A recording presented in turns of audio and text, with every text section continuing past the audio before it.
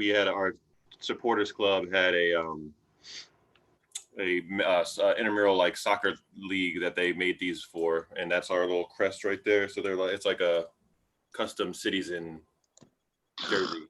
But Wow. hey, Listen, that's pretty dope. That's pretty dope. We are live, fellas. We are live. We are live. We are live. Welcome.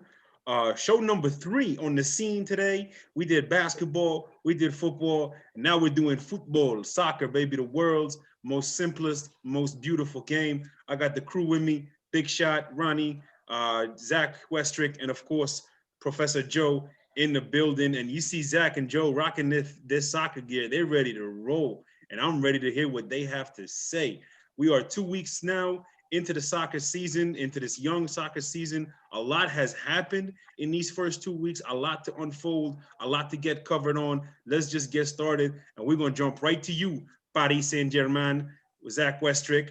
What you got? What have you seen? What are your views the first 2 weeks? Well, I'm going to start this off with, I know Joe will appreciate this. Vindication is the word that I'm going to use. We talked about at the beginning our sleeper teams, and I think Joe had Leeds and I had Everton. And, you know, Everton coming out firing with all those new transfers, looking good, looking real good. So I'm going to say vindication at its finest. And now just on the flip side, you know, we'll talk about my Chelsea a little bit later. But as to be expected, at least from me, is a little bit of growing pains early. We still got a lot of injuries and coming back from those. But I didn't expect much from the Liverpool match this week, and it showed. And then I know we're going to talk about Kepa in a little bit, but we'll save that for then. Sure. Joe, quick thoughts. What have you seen so far? Nothing totally out of the ordinary. A lot of the big clubs are still doing pretty well. Like one that kind of stood out to me mostly was Man United going to laying goose egg for points and through 2 weeks. And we kind of talked earlier that they got a tough stretch coming up. So seeing them drop points and being at the bottom third of the table is a big point that stands out to me. I'm really happy with the way Zach kind of referenced them already with how Leeds turned out, since that was kind of the team that I illustrated a little bit. They got a new defender coming in that we're going to talk about a little bit later with our transfer rumors as well. So they're adding some reinforcements. So then from the last show to now, there's been some happenings in the transfer market as well. So some teams that we talked about have added a few pieces too to kind of boost their squads going forward. So I like Everton coming in with 2 wins, also huge for them. So I'm excited, man. I love Premier League football. Indeed. As we talked about, it is, after all, the most watched league in the world. Mr. Big Shot, sir, what have you seen so far the first 2 weeks? Arsenal is taking care of business. They've beaten 2 teams you're supposed to beat, and newly promoted Fulham and a West Ham team that's in dire condition. So they've taken care of business there. So the 2 performances on the whole were not through the roof, but 6 points is 6 points. And for Arteta, and still a team that's kind of finding itself, that's big. Other observations, the most fun team right now in all of world football, Leeds United. Leeds United defense is optional. If you feel like marking somebody, cool. But if you don't, it's okay. They scored 7 goals in the first 2 matches. They've given up 6. It's up and down the pitch. It's aggressive. It's all they just don't play with any handbrake whatsoever. Giving up 7, so they're even 7-7. 7-7. You score, I score. We'll call it even.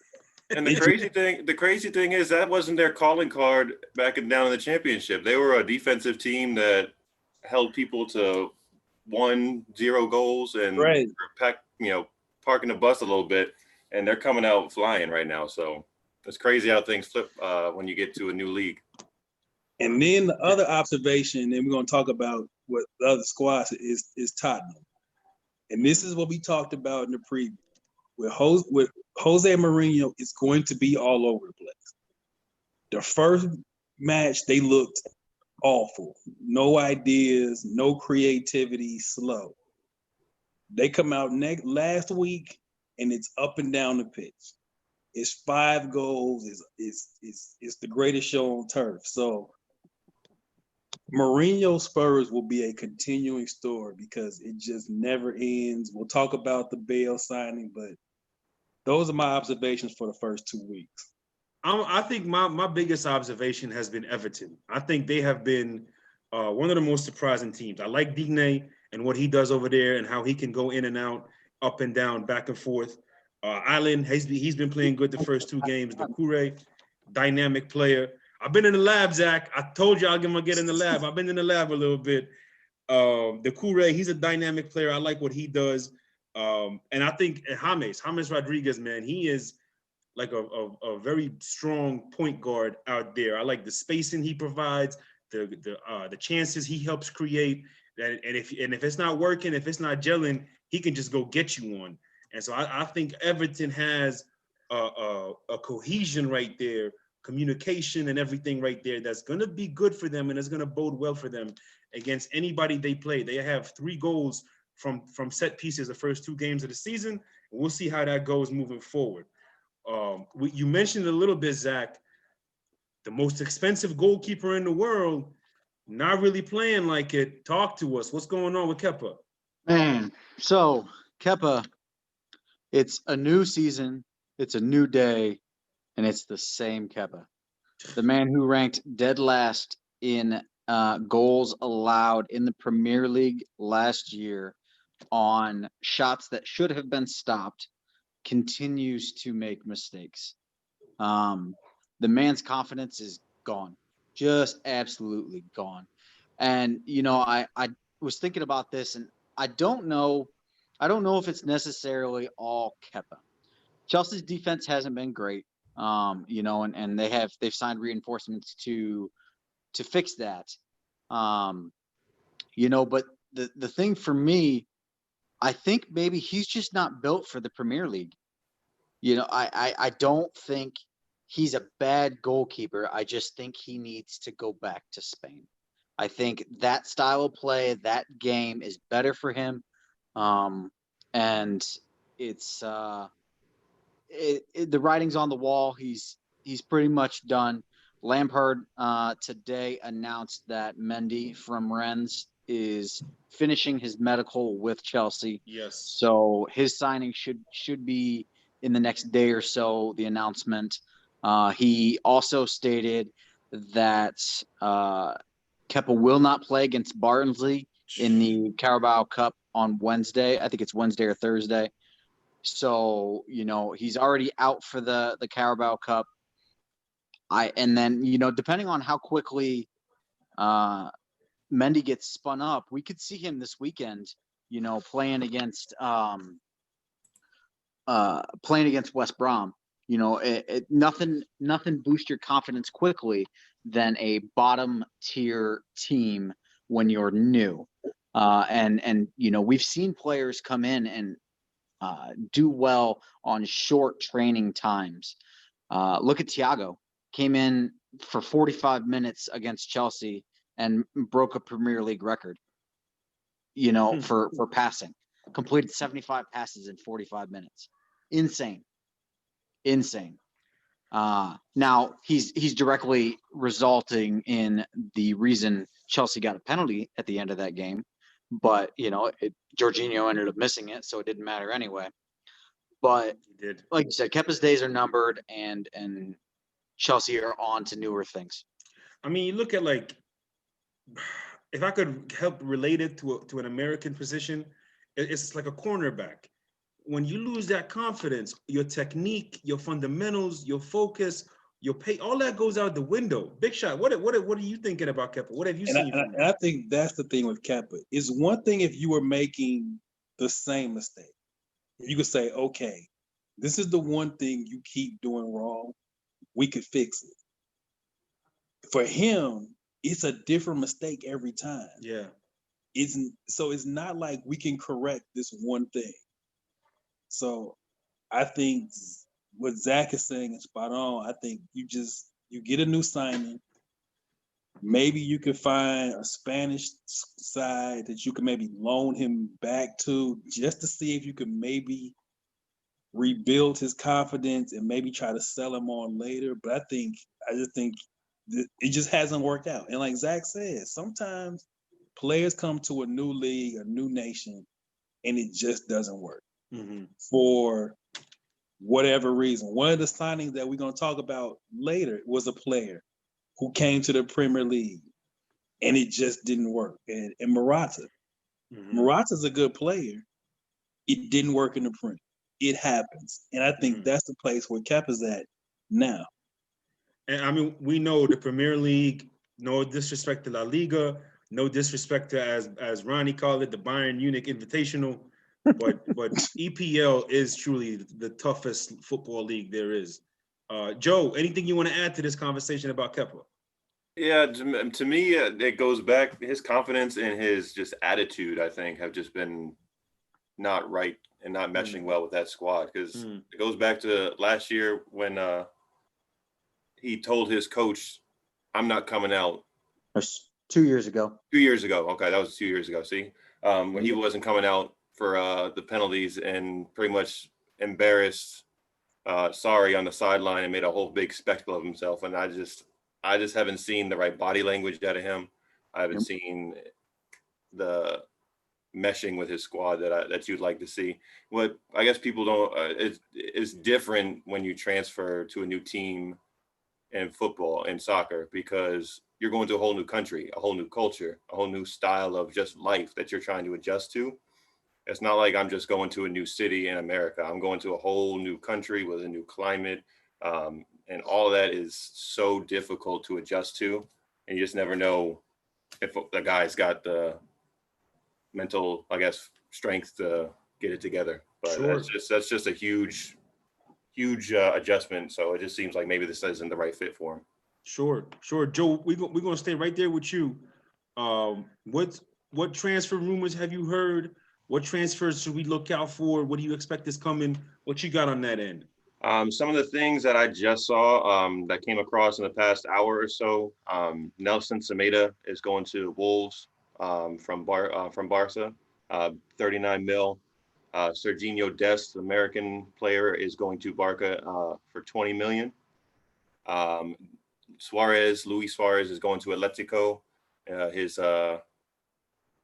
Wait a minute. I thought Suarez was on his way to Italy. It appeared to be that was the case. He had a whole Italian citizenship test that he had taken to get his Italian citizenship and be able to go there and play right away. But there was a little hiccup in the test, in that Mr. Suarez had received the answers to the test ahead of time.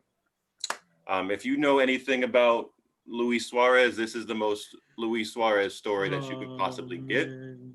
There has been things like this that happen with this player his entire career, where there's just crazy stories that happen. So he is now going to Atletico, and there was talk that he wasn't going to be allowed to go there because Barca didn't want to release him to one of their main rivals, but they, I guess, figured out a compromise, and he is now staying in La Liga, but going to the other powerhouse in Madrid instead of Real. So he's going there.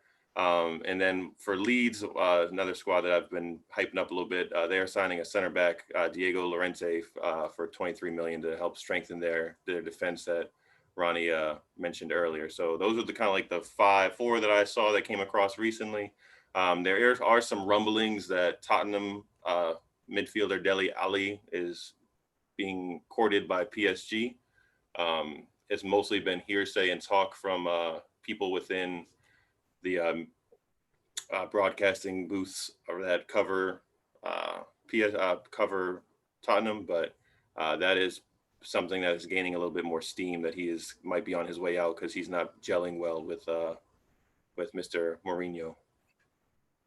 Wow, a lot there to process. Big shot. So they're not going to get Suarez. It seems like he's on his way to Atletico. But now they're getting Morata, which is not the worst consolation prize. What's your thoughts on all this? Morata is not a bad consolation at all. When we talk about a player in the league that it didn't work, and I think he's a player that his confidence took a hit for about 2 years. Mhm. But I think going back to Juventus, familiar territory, I think will do wonders for him. Joe hit on some of the transfer that's happening. The two big transfers that still have not happened and have been ongoing all summer, fall, whatever you want to say, is Koulibaly and Jadon Sancho. Jadon Sancho to United is like this year's long-standing transfer saga. I think he's still gonna end up there, but United is gonna pay the premium. Okay. So whatever, I think Dortmund. I think the figure has kind of fluctuated from 105 to 125. Whatever the final number that Dortmund wants is the number United is gonna pay, and that's it. Koulibaly, it's gone from Man City to now it's PSG possibly. Looks like they're now the leader for Koulibaly, which would be which definitely solidify. I think if you're PSG and Zach can jump on this, this is about the Champions League. PSG's B squad will win the French league by 10 points. So this is not even about them winning the league. This is purely loading up for the Champions League. So I think those are the two things that people should look for. Does the Koulibaly to PSG signing happen? And Sancho to United, does it happen this transfer window at all? Because this seemed to be a lock a month ago, and it is no longer that. Yeah. Zach, I heard you down there. I saw you down there. No. What you got? What you got? So, funny you should mention Jadon Sancho, because I've been hearing rumbles myself that deal's dead in the water, due to money. So United have turned their focus to Ousmane Dembele from Barca, which similar type players. Sancho, in my eyes, is better.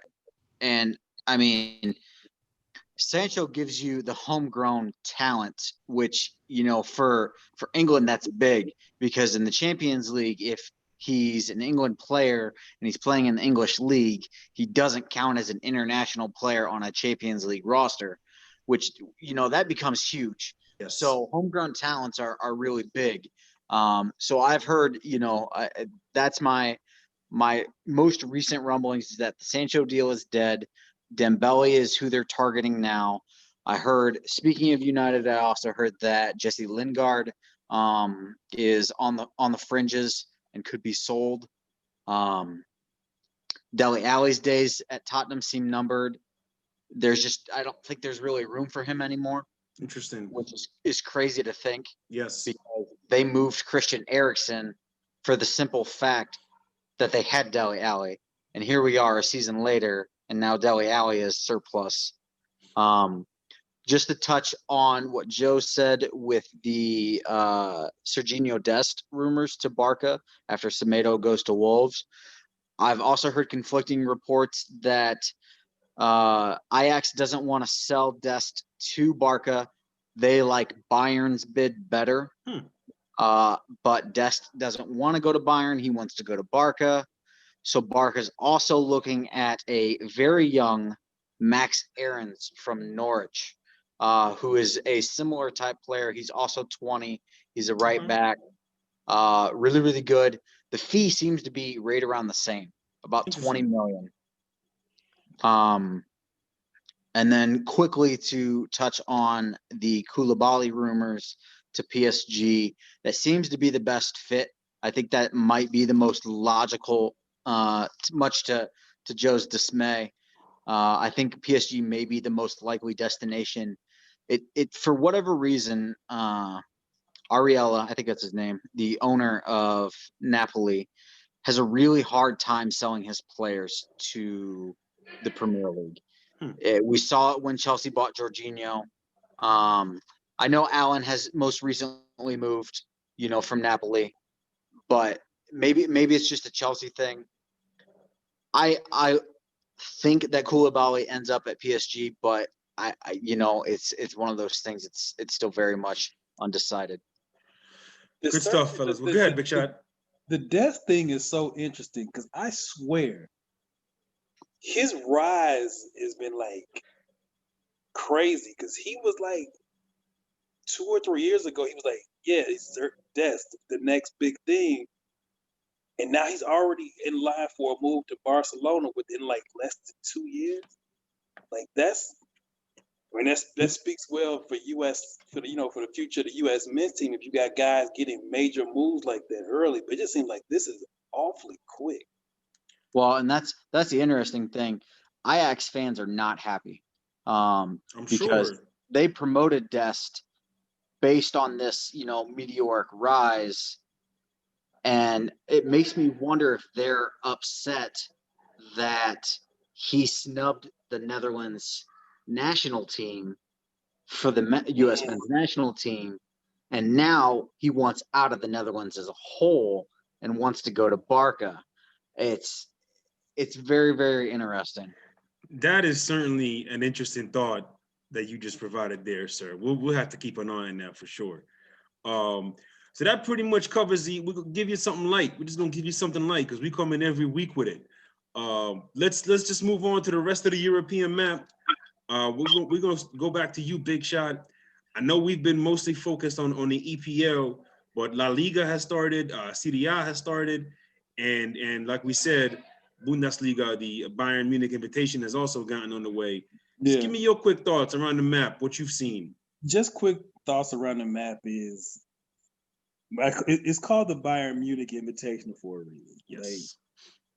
Like, Dortmund has nice young players, but Bayern just beating people for the fun of it now. For the fun of it. They put 8 on Schalke last week. 8 goals on Barcelona, not too distant memory. They're the best team in the world to me by a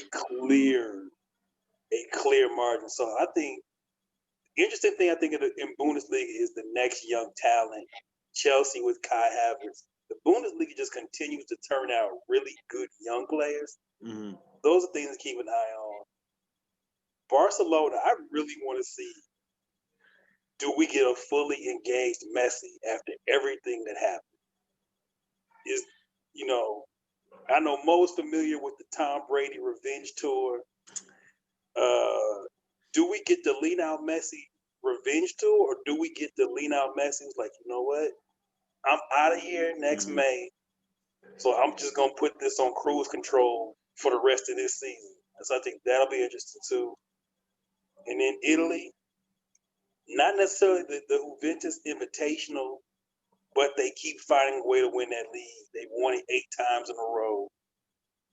Does anybody in Italy hold on to or push it? Zach says no. I'm gonna kick it to him because he said that, but you have 2 major leagues that are basically a one-man show at this point. We talk about 3. Italy, Germany. 3. Yeah. Who's Paris. the third? PSG has been regulating over in their league too. Very true. Floor is yours, Zach. Yeah, so the aptly named Bayern Munich Invitational seems very fitting for the drubbing that Bayern put on Schalke 8-0. I feel like I have the Rocky gif, throwing the damn towel at the ready for every match that Bayern played recently. It's going to be real interesting for me what Dortmund does. They are the feeder academy for the world. It seems like they bring in all these very young, unproven talent, and they just seem to continually churn out insane profits for them. Mm-hmm. Look at Christian Pulisic. They brought him in for nothing and ended up selling him for 70 million. They have Haaland. They have Gio Reyna, who is another up and coming U.S. men's national, who just scored first goal on an assist from another young promising kid Jude Bellingham. So while you have Juve running away in Italy, you have Bayern running away with a little bit of trailing talent from Dortmund. Then you have PSG, who had a very shaky start to their season. Not looking good early. However, they're going to run away with that league easily, easy peasy, lemon squeezy. And it's going to be much of the same. Their problem La right now Liga is for me is going to be they haven't played a competitive match in like 4 months. 4 months, yep. Last time they played a Yep. competitive And match that's- was before all this COVID stuff. So their problem is they just haven't played enough. That's a very good point. Yep. That's a very good point. Zach, anything you want to so finish? for Go me- ahead. That I would say La Liga is going to be the most interesting league other than the Premier League for me. Yeah. And we'll like Ronnie said, we'll see what we get out of Messi, and Sure. that's something to be watched. Absolutely. Absolutely. Professor Joe.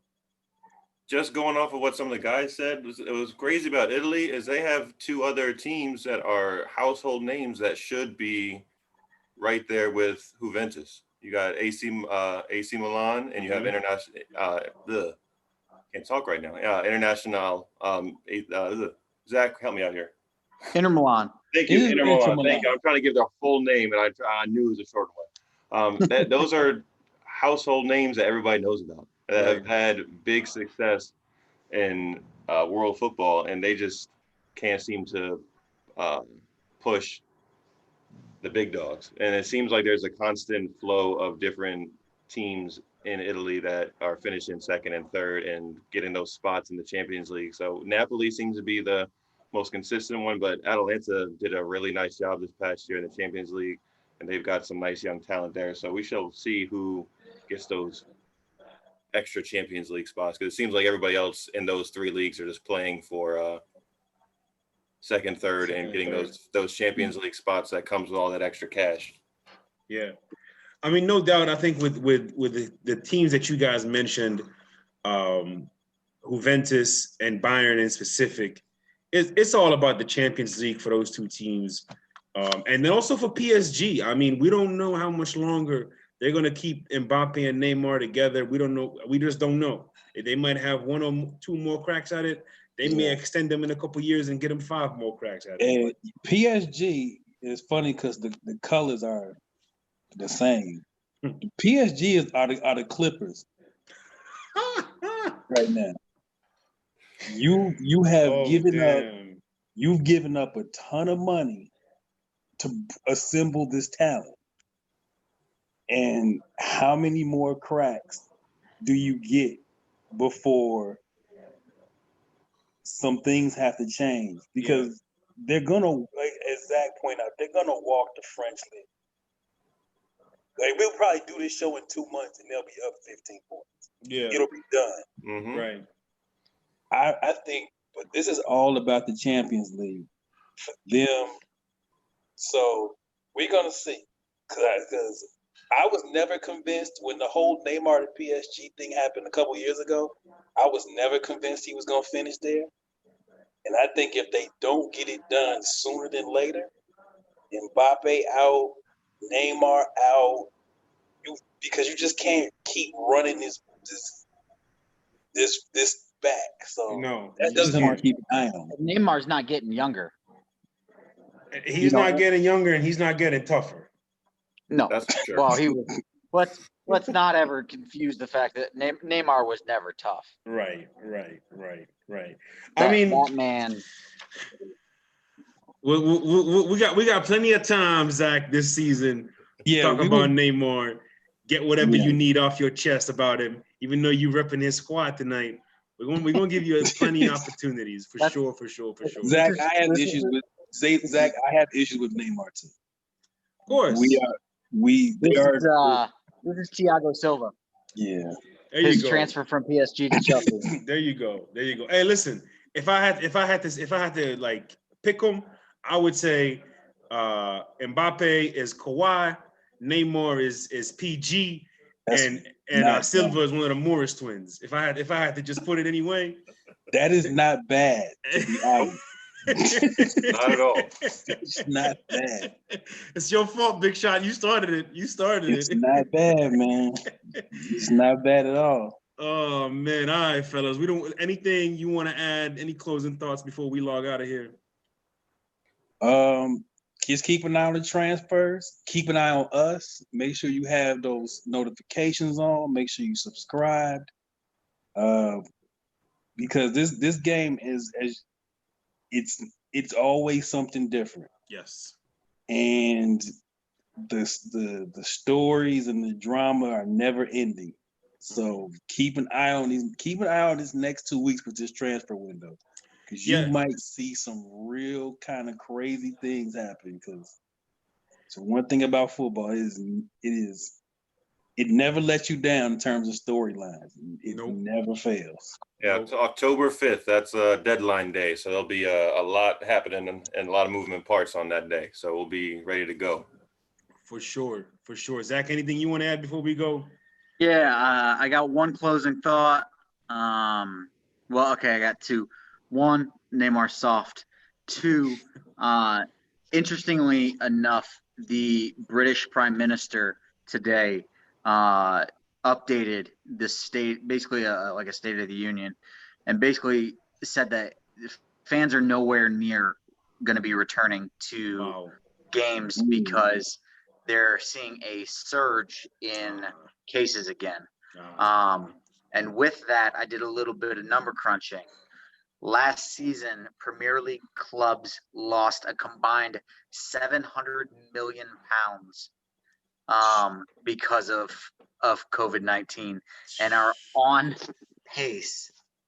Right now, they're losing £100 million a month. Wow.